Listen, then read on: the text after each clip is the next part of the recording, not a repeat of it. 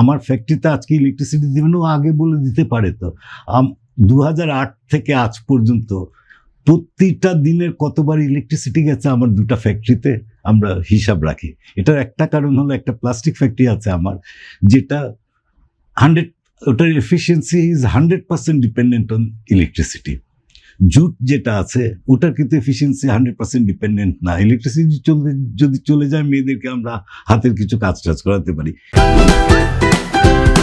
Optical brighter photo catalyst active granule সমৃদ্ধ বসুন্ধরা পাওয়ার wash, ঝলমলে কাপড়ে ফুরফুরে মন। কিন্তু প্লাস্টিক ফ্যাক্টরি, ফার্মাসিউটিক্যাল ফ্যাক্টরি, এগুলো ইলেকট্রিসিটি চলে গেলে প্রোডাকশন শেষ, প্রসেসে যেই মাল থাকে ওই মালটা শেষ, শিপমেন্ট কমিটমেন্ট ফেল করতে হয়, ওয়ার্কাররা বসে থাকে। জাস্ট এই মাসেরই ধরেন 20 তারিখের হিসাবে 10 বার কারেন্ট গেছে আমার নারায়ণগঞ্জের ফ্যাক্টরিতে, একদিনে 10 টাইমস, অ্যান্ড 7 ঘন্টা নাই। তো পুরো 8 ঘন্টা আমার শিফট, পুরো 8 ঘন্টা আমি বেতন দিয়েছি উইথ জিরো আউটপুট। তা ফ্যাক্টরি কিভাবে চলবে? আমার এই গল্প শুনলে পাশের বাড়ির লোক তো ইন্ডাস্ট্রি কেন করবে?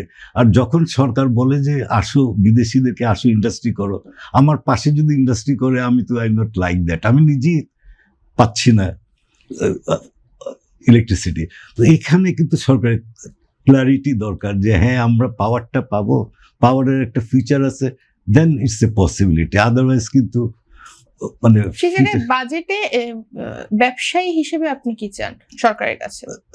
নাম্বার 1 যে সোলারকে এনকারেজ করা, জিরো ডিউটি করে দেওয়া, এর জন্য একটা বিরাট বড় বাজেট রাখা উচিত। কারণ আমরা এই যে এলডিসি গ্র্যাজুয়েশনের চিন্তা করছি, and this solar green energy is one of the basic factors.